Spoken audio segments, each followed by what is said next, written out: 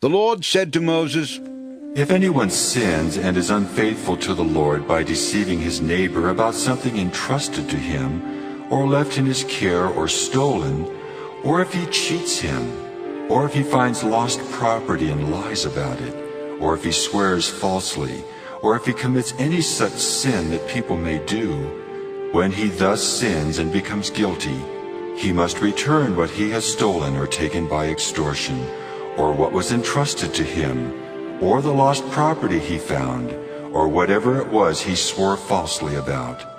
He must make restitution in full, add a fifth of the value to it, and give it all to the owner on the day he presents his guilt offering. And as a penalty he must bring to the priest, that is, to the Lord, his guilt offering, a ram from the flock, one without defect and of the proper value. In this way the priest will make atonement for him before the Lord, and he will be forgiven for any of these things he did that made him guilty. The Lord said to Moses, Give Aaron and his sons this command. These are the regulations for the burnt offering. The burnt offering is to remain on the altar hearth throughout the night, till morning, and the fire must be kept burning on the altar. The priest shall then put on his linen clothes, with linen undergarments next to his body, and shall remove the ashes of the burnt offering that the fire has consumed on the altar, and place them beside the altar. Then he is to take off these clothes and put on others, and carry the ashes outside the camp to a place that is ceremonially clean. The fire on the altar must be kept burning. It must not go out. Every morning the priest is to add firewood and arrange the burnt offering on the fire and burn the fat of the fellowship offerings on it. The fire must be kept burning on the altar continuously. It must not go out. These are the regulations for the grain offering. Aaron's sons are to bring it before the Lord in front of the altar. The priest is to take a handful of fine flour and oil, together with all the incense on the grain offering, and burn the memorial portion on the altar as an aroma pleasing to the Lord. Aaron and his sons shall eat the rest of it, but it is to be eaten without yeast in a holy place. They are to eat it in the courtyard of the tent of meeting. It must not be baked with yeast. I have given it as their share of the offerings made to me by fire. Like the sin offering and the guilt offering, it is most holy. Any male descendant of Aaron may eat it. It is his regular share of the offerings made to the Lord by fire for the generations to come. Whatever touches them will become holy. The Lord also said to Moses, This is the offering Aaron and his sons are to bring to the Lord on the day he is anointed. 1/10 of an ephah of fine flour as a regular grain offering, half of it in the morning and half in the evening. Prepare it with oil on a griddle. Bring it well mixed, and present the grain offering broken in pieces as an aroma pleasing to the Lord. The son who is to succeed him as anointed priest shall prepare it. It is the Lord's regular share, and is to be burned completely. Every grain offering of a priest shall be burned completely. It must not be eaten. The Lord said to Moses, Say to Aaron and his sons, These are the regulations for the sin offering. The sin offering is to be slaughtered before the Lord in the place the burnt offering is slaughtered. It is most holy. The priest who offers it shall eat it. It is to be eaten in a holy place, in the courtyard of the tent of meeting. Whatever touches any of the flesh will become holy, and if any of the blood is spattered on a garment, you must wash it in a holy place. The clay pot the meat is cooked in must be broken. But if it is cooked in a bronze pot, the pot is to be scoured and rinsed with water. Any male in a priest's family may eat it. It is most holy. But any sin offering, whose blood is brought into the tent of meeting to make atonement in the holy place, must not be eaten. It must be burned. These are the regulations for the guilt offering, which is most holy. The guilt offering is to be slaughtered in the place where the burnt offering is slaughtered, and its blood is to be sprinkled against the altar on all sides. All its fat shall be offered. The fat tail and the fat that covers the inner parts, both kidneys with the fat on them near the loins, and the covering of the liver, which is to be removed with the kidneys. The priest shall burn them on the altar as an offering made to the Lord by fire. It is a guilt offering. Any male in a priest's family may eat it, but it must be eaten in a holy place. It is most holy. The same law applies to both the sin offering and the guilt offering. They belong to the priest who makes atonement with them. The priest who offers a burnt offering for anyone may keep its hide for himself.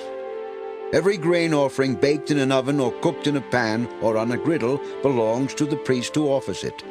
And every grain offering, whether mixed with oil or dry, belongs equally to all the sons of Aaron. These are the regulations for the fellowship offering a person may present to the Lord. If he offers it as an expression of thankfulness, then along with this thank offering, he is to offer cakes of bread made without yeast and mixed with oil, wafers made without yeast and spread with oil, and cakes of fine flour well kneaded and mixed with oil. Along with his fellowship offering of thanksgiving, he is to present an offering with cakes of bread made with yeast. He is to bring one of each kind as an offering, a contribution to the Lord. It belongs to the priest who sprinkles the blood of the fellowship offerings. The meat of his fellowship offering of thanksgiving must be eaten on the day it is offered. He must leave none of it till morning. If, however, his offering is the result of a vow or is a free will offering, the sacrifice shall be eaten on the day he offers it, but anything left over may be eaten on the next day. Any meat of the sacrifice left over till the third day must be burned up. If any meat of the fellowship offering is eaten on the third day, it will not be accepted. It will not be credited to the one who offered it, for it is impure. The person who eats any of it will be held responsible. Meat that touches anything ceremonially unclean must not be eaten. It must be burned up. As for other meat, anyone ceremonially clean may eat it. But if anyone who is unclean eats any meat of the fellowship offering belonging to the Lord, that person must be cut off from his people.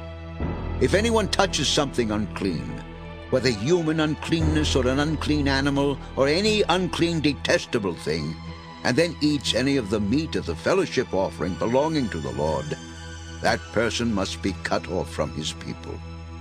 The Lord said to Moses, Say to the Israelites, do not eat any of the fat of cattle, sheep, or goats.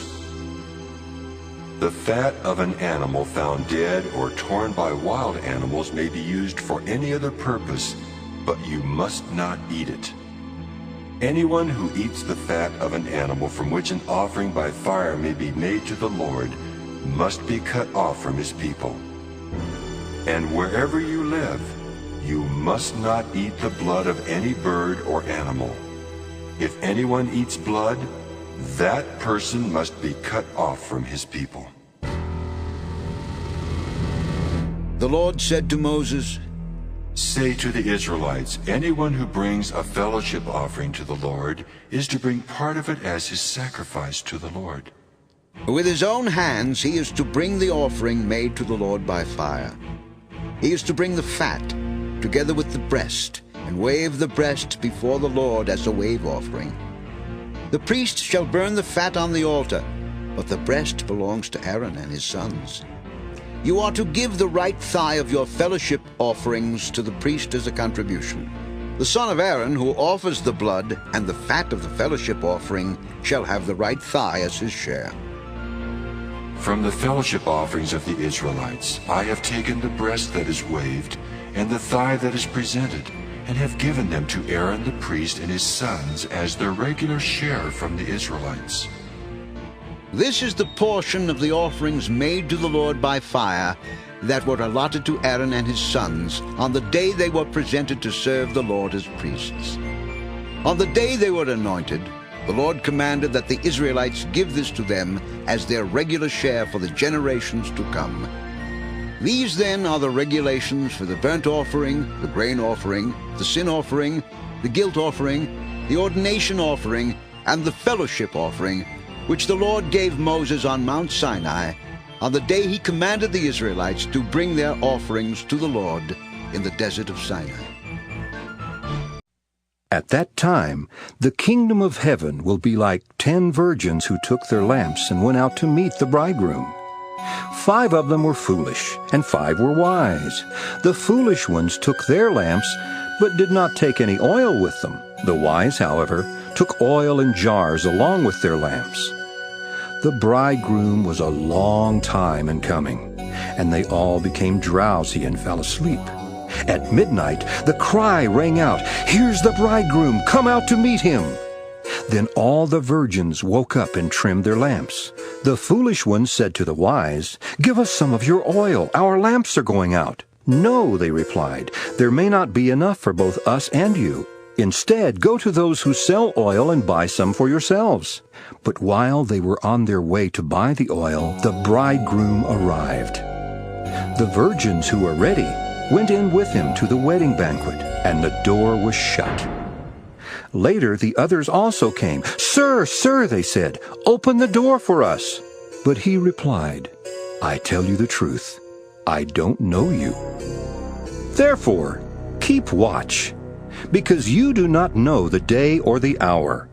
Again, it will be like a man going on a journey, who called his servants and entrusted his property to them. To one he gave 5 talents of money, to another 2 talents, and to another 1 talent each according to his ability. Then he went on his journey. The man who had received the 5 talents went at once and put his money to work and gained 5 more. So also the one with the 2 talents gained 2 more. But the man who had received the 1 talent went off, dug a hole in the ground, and hid his master's money. After a long time, the master of those servants returned and settled accounts with them. The man who had received the 5 talents brought the other 5. "Master," he said, "you entrusted me with 5 talents. See, I have gained 5 more." His master replied, "Well done, good and faithful servant. You have been faithful with a few things. I will put you in charge of many things. Come and share your master's happiness." The man with the 2 talents also came. "Master," he said, "you entrusted me with 2 talents. See, I have gained 2 more." His master replied, "Well done, good and faithful servant. You have been faithful with a few things. I will put you in charge of many things. Come and share your master's happiness." Then the man who had received the 1 talent came. "Master," he said, "I knew that you are a hard man, harvesting where you have not sown and gathering where you have not scattered seed. So I was afraid and went out and hid your talent in the ground. See, here is what belongs to you." His master replied, "You wicked, lazy servant. So you knew that I harvest where I have not sown and gather where I have not scattered seed. Well then, you should have put my money on deposit with the bankers, so that when I returned, I would have received it back with interest. Take the talent from him and give it to the one who has 10 talents. For everyone who has will be given more, and he will have an abundance. Whoever does not have, even what he has will be taken from him. And throw that worthless servant outside into the darkness, where there will be weeping and gnashing of teeth."